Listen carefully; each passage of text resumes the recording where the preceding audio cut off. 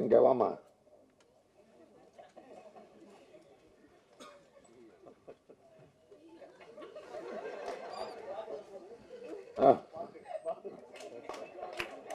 பஞ்சாபி பலகாரம் பார்த்தாலே பசியாரும். இல்ல எடுக்குது, இப்போ பசி எடுக்குது தம்பி. செய்யாத சேதாரம் நான் தானே அதுக்கு ஆதாரம். இந்த குசுப புடிச்ச சினேகர் இருக்கான் பாரு தம்பி, சத்தியமா வரிகள் பிரமாதம். உலக நாயகன் எனக்கு போன் போட்டு அவரு போய் கலவரம் பண்ணி அங்க வெட்டு குத்தாயி அவர் ஓடி போய் செக்ரட்டரியேட் கிட்ட இருந்து எனக்கு போன் பண்றார். திருப்பி ஓடும் போது பர்மா பசார்ல எல்லாம் வந்து வெட்டிட்டாங்க, கலவரம் ஆயிடுச்சு, நீங்க பாப்பா. அப்ப நான் தமிழ் திரைப்பட பாதுகாப்பு கழகம்னு ஆரம்பிச்சு திருட்டு வீசிடி தயாரிக்கிற விக்கிரவன் கடையெல்லாம் அடிச்சுக்கிட்டு இருக்கேன். ரவுடிசம் பண்ணேன். போலீஸ் என்னை எச்சரித்தது, கவலைப்படல, என் சினிமா அழிச்சுக்கிட்டு இருக்கீங்க, அவனை அடக்க குண்டர் சட்டல போடுன்னு போராடி 5 நாள் ஜெயிலுக்கு போன சினிமாக்கார யாருன்னா இருக்கானா?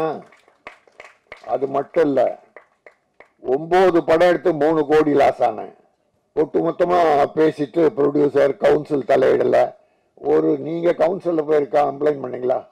கோச்சிக்காதீங்க, ஒரு அண்ணனா கேட்கிறேன். Thank you sir. அடுத்தபடியாக P2 படத்தின் தயாரிப்பாளர் பி ராமலிங்கம் அவர்களை பேச அழைக்கிறேன். ப்ரொடியூசர் கூப்பிட சொன்னாங்க சார்.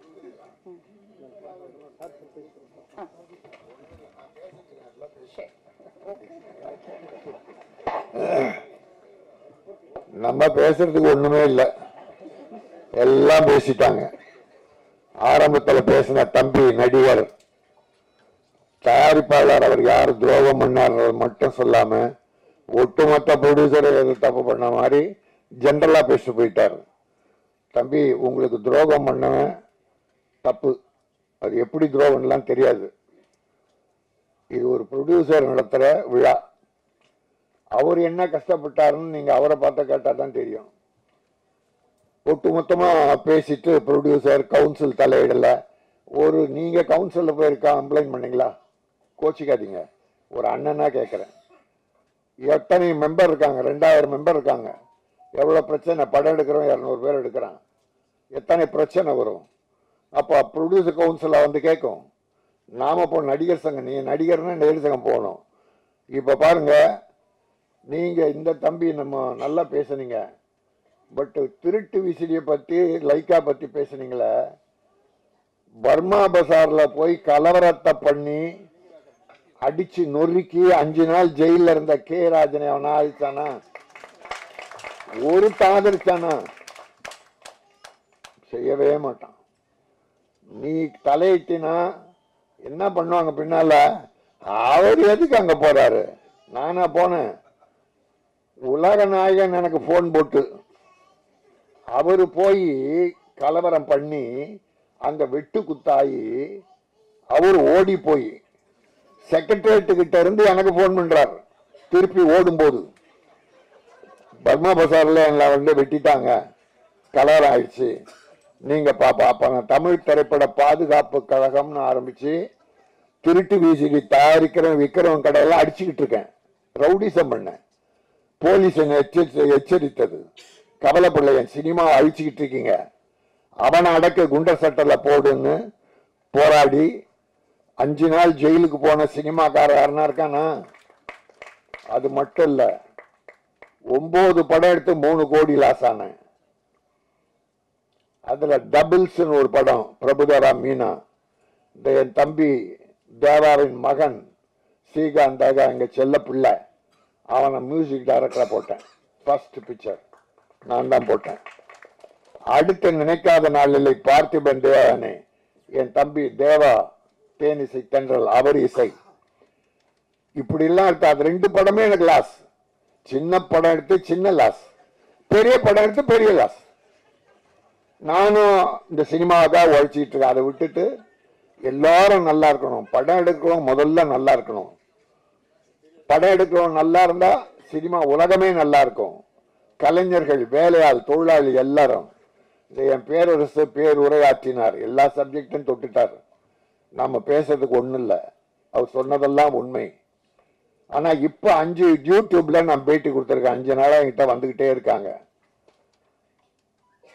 எதுவா இருந்தாலும் ஸ்ட்ரைக் என்பது கூடாது, பேசி தீர்க்க வேண்டும். ப்ரொடியூசர்ஸ் தம்பி ஒன்னே ஒண்ணு கேட்கிறேன், ஒரு 5 வருஷ கணக்கு எடுத்துங்க. அண்ணனை தப்பா நினைக்காதீங்க. வேதனை, எல்லா ப்ரொடியூசர் வேதனை என் மனசுல இருக்கு. ஏன்னா ப்ரொடியூசருக்காக நான் வாழ்ந்துகிட்டு இருக்கேன். இந்த 5 வருஷத்துல படம் எடுத்தோமா 1000 பேர் இருப்பாங்க, 1500 2000 கூட இருக்கும். அதுல எத்தனை பேர் இப்ப படம் எடுக்கிறாங்க? யாரும் அதுல போன வருஷம் படம் எடுத்தவங்க இப்ப யார் எடுக்கிறாங்க? ஏன் எடுக்கல? என் ப்ரொடியூசருக்கு என்னன்னா, ஒரு படம் எடுக்கும் போது பணம் போட்டு அது வெற்றி பெற்று பாதி பணம் வந்தா கூட மறுபடியும் படம் தான் ஆரம்பிப்பான். 100% திருப்பி வர வேண்டாம், பாதி பணம் திரும்பி வந்தாலும் படம் தான் ஆரம்பிப்பான். 100கணக்கான தொழிலாளிக்கு வேலை. நடிகர் எப்படி வாடுறாங்கன்ற பத்தி எனக்கு கவலை இல்லை, அவங்க எப்படி ஒன்னா வாழ்ந்துருவாங்க. ஒரு படத்துல ஒரு 50 லட்சம் சம்பளம் வாங்கினா ஒரு 2 வருஷம் தள்ளலாம். ஆனா என் தொழிலாளி கதி என்ன? அன்னன்னைக்கு வேலை செய்ய சம்பாரிச்சாதான் அவங்க கூட பிழைக்கும்.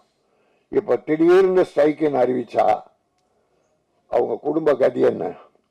முன்னால விஷால் ப்ரொடியூசர் கவுன்சில் தலைவராக இருந்தப்போ கியூபு பணம் வாரத்துக்கு 8000 கட்டணும். கியூபுக்கு படம் தியேட்டருக்கு வரணும்னா கியூப் மூலமா தான் வரும். 8000 வாரத்துக்கு. அது அதிகமா இருக்கு, குறைக்கணும்னு ஸ்ட்ரைக்குன்னு ஆரம்பிச்சிட்டார். 4 மாசம் ஓடிச்சு. தொழிலாளி பட்ட வேதனை. நடிகர் சங்கத்திலேயே 3000 நடிகர் ஜூனியர் ஆர்டிஸ்ட் துணை நடிகர்கள் இருக்காங்க.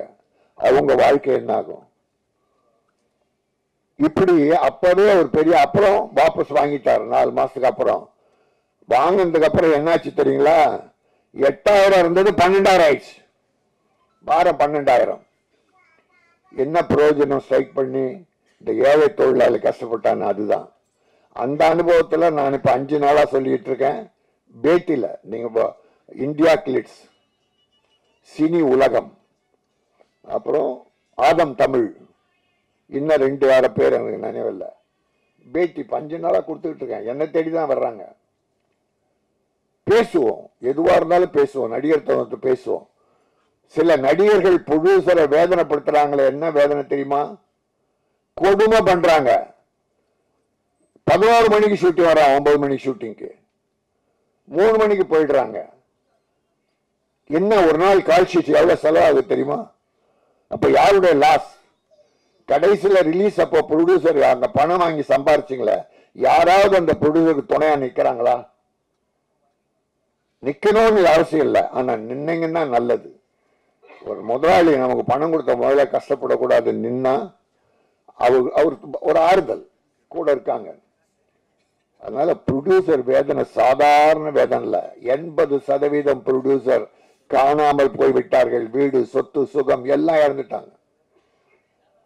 இது வரலாறு. நீங்க எடுத்து பாருங்க, கணக்கு பாருங்க. இன்னைக்கு நானு இவ்வளவு பேசுறேன், இவ்வளவு போராடினேன், ஜெயிலுக்கு போனேன், ப்ரொடியூசர் பத்தி பேசிக்கிட்டு இருக்கேன். ஒவ்வொரு ஆடியோ ஃபங்க்ஷனை கூப்பிடுறது அதுக்காக தான் கூப்பிடுறாங்க. ஒரு 32 சின்ன ப்ரொடியூசருக்கு நான் பணம் கொடுத்துருக்கேன். 32 சின்ன ப்ரொடியூசருக்கு படம் எடுக்க பணம் கொடுத்துருக்கேன். அதுல 5 பேர் திட்டம் போட்டு மோசடி பண்ணி என்கிட்ட 3 கோடி ரூபாய் கிட்ட பண்ணிட்டான். மோசம் ஒண்ணு. அவன் பேரை சொல்ல விரும்பல, பெரிய ஆள் தான். ஆனா 18 படம் ரெடி ஆயிடுச்சு. 18 படம் முடிஞ்சிருக்கு. ஆனா ரிலீஸ் பண்ண முடியல. விளம்பர பணம் பண்ணல. விளம்பரம் 50 லட்சமாவது வேணும். கியூபுக்கு ஒரு 25 லட்சமாவது வேணும். மற்ற ஒரு ஆடியோ பங்கன் நடத்தினா இப்ப 10 லட்சம் செலவாகுது குறைஞ்சபட்சம். இது யார் கையில இருந்து கொடுக்கறது? பூசணிக்காய் முதல்ல தேங்காய் பழம் வாங்குறாங்கள பூஜைக்கு, அதுல இருந்து படம் முடிஞ்சு பூசணிக்காய் உடைக்கிற வரைக்கும், ஆடியோ பங்கன் நடத்த வரைக்கும், ரிலீஸ் நேரம் வரைக்கும் அந்த ப்ரொடியூசர் படுற பாடு இருக்க. ஆரம்பத்தில இருந்து அனுபவிச்சவங்க, சம்பாதிச்சவங்க யாருமே கூட இருக்கிறது இல்லை. இருந்தா நல்லது, இருக்கணும்னு அவசியம் இல்லை. ஒரு மனிதாபிமானம். ப்ரொடியூசர் நம்மளை வச்சு படம் எடுத்தார், அவர் கூட இருந்து ரிலீஸுக்கு உதவுவோம் என்று நினைச்சா அவருக்கு ஒரு தெம்பா இருக்கும், வேற ஒண்ணும் இல்லை. அதனால உங்களுக்கு யார் துரோகம் பண்ணாங்களோ அது தப்பு. அப்படி பண்ணியிருந்தா உங்க மனத்தை நோகடிச்சிருந்தா இது பொது. இதுல எனக்கு என்னன்னா ஏதோ நிறைய ப்ரொடியூசர்ஸ் உங்களை பாதிக்க வச்ச மாதிரி தெரிஞ்சது. அதுக்காக தான் சொன்னேன், தப்பா நினைக்காதீங்க. இங்க வாமா.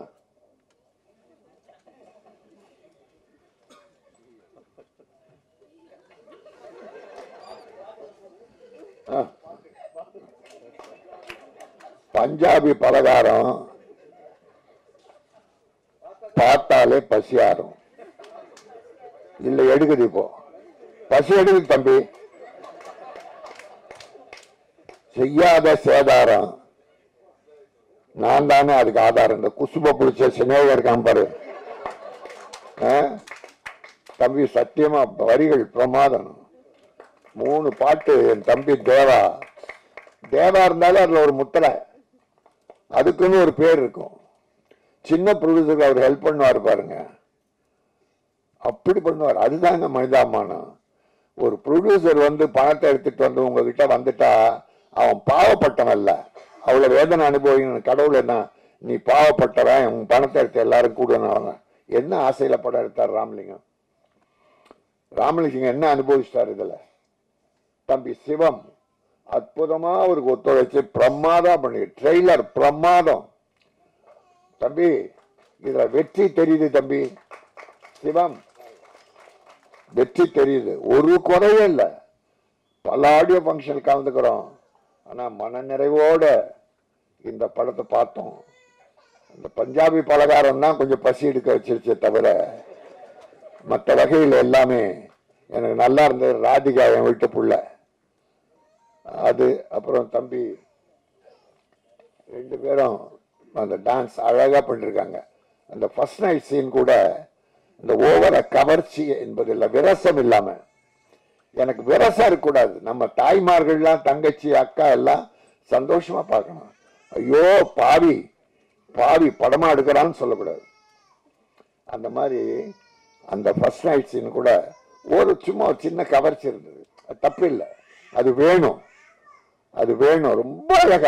ரொம்ப அழகா பண்ணீங்க. எனக்கு மனசு திருப்தியா இருக்கு. இந்த படம் வெற்றி பெறும். இந்த படம் வெற்றி பெற்று ராமலிங்கம் அடுத்து படம் ஆரம்பிக்கணும். ஆரம்பிச்சு இந்த தம்பிகளுக்கெல்லாம் வேஷம் கொடுக்கணும், கலைஞர்களை காப்பாற்றணும். இந்த கலைஞர்களே நீங்களும் ப்ரொடியூசரை காப்பாத்துங்க. எல்லாத்தையும் அனுபவிச்சுட்டு கைவிட்டு நடுத்தெருவை விட்டுட்டு போயிடாதீங்க. ஆயிரக்கணக்கான ப்ரொடியூசர் அனாதையாக அலைகிறார்கள். எல்லாத்தையும் இழந்து சுகம் துக்கம் குடும்பம் எல்லாத்தையும் இழந்து அலைகிற வரலாறு என்னிடத்தில் இருக்கிறது. அதனால இப்ப இருக்கிற சினிமா ஸ்ட்ரைக், தொழிலாளர்களை பட்டினி போடாதீர்கள். பேச்சுவார்த்தை மூலம் எல்லா பிரச்சனைகளையும் தீர்த்து கொள்ளலாம். நடிகர் சங்கமம் தவறு செய்கிற அந்த நடிகர்களை கண்டிக்கணும். தெரியும், நடிகர் சங்கத்துக்கே தெரியும் யார் யார் எப்படி, எல்லாரும் சொல்ல. இப்ப கார்த்திக் தம்பி இருக்குது, ஜெயம் ரவி இருக்குது, விஜய் சேதுபதி, சிவகார்த்திகேயன், இன்னும் நிறைய நடிகர்கள்லாம் டேட் கொடுத்தா கரெக்டா பர்ஃபெக்டா நடிச்சு முடிப்பாங்க. அவ்வளவுதான் வேணும். 9 மணி கால் ஷீட்னா ரஜினி சார் 7:30 மணிக்கெல்லாம் வந்து உட்கார்றாரு. அன்னைக்கு சிவாஜி கணேசன் 7:30 மணிக்கு மேக்கப் போட, அதனால்தான் காலமெல்லாம் வாழ்ந்தார்கள். இன்னைக்கு ரஜினிகாந்த் சூப்பர் ஸ்டார் பேர் எடுக்கிறாருன்னா எந்த ப்ரொடியூசருக்கும் அவர் வேதனை தந்ததில்லை. 95% எல்லாமே வெற்றி படங்களை கொடுத்து ப்ரொடியூசரை வாழ வைத்தார். ஆகவே எல்லோரும் தயாரிப்பாளர் நன்றாக இருக்க வேண்டும் என்று நல்ல மனதோடு வாழ்த்து வேலை செய்யுங்கள். கடைசி வரை துணை நெல்லுங்கள். சினிமா வெற்றி பெறும். எல்லோரும் நலமாக இருக்கலாம் என்பதை சொல்லி இந்த P2 2% வெற்றி பெற்று இந்த 2% ப்ரொடியூசர் அண்ட் டைரக்டர் கூட அவரோட இணைந்த கலைஞர்கள், இசையமைப்பு எல்லாரும் நல்லா இருக்கணும், மகிழ்ச்சியா இருக்கணும், வெற்றி பெறணும். நன்றி, வாழ்த்துக்கள். Thank you sir. அடுத்தபடியாக P2 படத்தின் தயாரிப்பாளர் பி ராமலிங்கம் அவர்களை ஒரு சில வார்த்தைகள் பேச அழைக்கிறேன்.